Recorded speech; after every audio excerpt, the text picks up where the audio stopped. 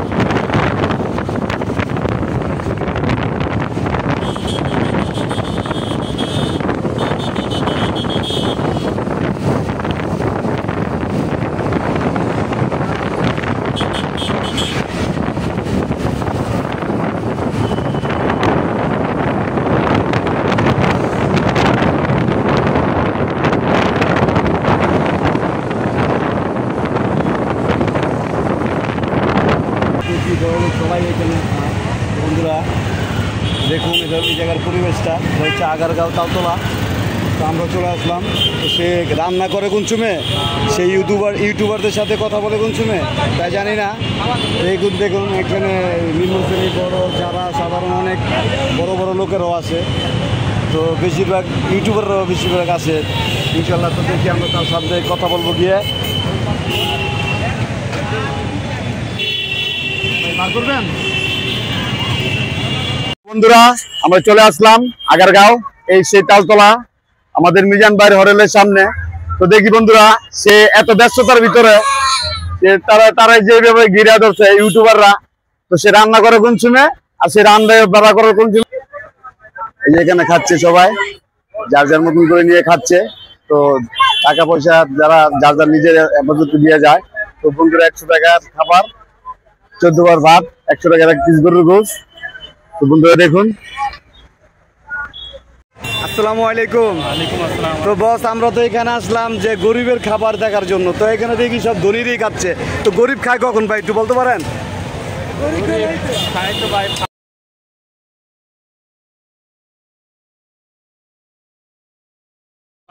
Viral হচ্ছে সবাই শখের বিষয় আসে, ইউটিউবার আসে।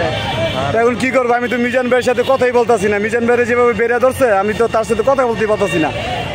মানে আপনি মিজান ভাইয়ের লোক, তার জন্য আপনার সাথে একটু কথা বলতেছি। তো এইখানে তো শুধু একমাত্র গরিবরা খাবে। তো এখন তো সব গরিব ধনী সবাই খাচ্ছে। হ্যাঁ, যেহেতু এটা ভাইরাল জিনিস, ভাইরাল কেউ আসে শখের বিষয়, কেউ আসে দেখতে, উনিরাই বেশিরভাগ আসতেছে। মানে গরিবরা সিরিয়াল পাইতেছে না। এই করলাম এই যে আমাদের মিজান ভাই অনেক সময় পাচ্ছে না, সে আমাদের সাথে কথা বলবে। এই যে দেখুন সে অনেক ব্যস্ত, সে ঘামিয়ে গিয়েছে। আর মাইক্রোফোন তার দেখেন তার ভিতরে কতটি আমরা দেওয়ার চান্স পাচ্ছি না। সে কথা বলতেছে, আপনারা একটু তার কথাই শুনুন। মানে একসময় আপনার মতো ছিল, এখন সে 5টা হোটেলের মালিক। আমরাও চাই এই সারা বাংলাদেশে মিজান ভাইয়ের জন্য 100 হোটেল হয়। কি বলেন? করে চাল হয়। ওই লোক যদি একেবারে 0 থেকে 5টা হোটেলের মালিক হয়, আমাদের মিজান ভাইয়ের বর্তমান যে অবস্থা, উনি যদি ধরে রাখে মান এবং ব্যবহার, যদি ধরে রাখে ভালো ব্যবহার এবং মান, তাহলে আমার মনে হয় যে সারা বাংলাদেশে মিজান ভাইয়ের আরো 100 হোটেল হবে। আর মিজান ভাই, আপনি যদি এইভাবে প্রতিদিন যদি বড় বড় হোটেলে যে খাওয়া দাওয়া করেন, তাহলে তো ওই হোটেল আলার ডিমান্ড বেড়ে যাবে। আমি কোনো আলো লড়বো না, আছে গরিবের বন্ধু এখানে কাম করতেই উঠতে হয় না আমার মুখ থেকে লঙ্গি উড়া হয়ে গেছে। আমার বোনের বাসা, এখানে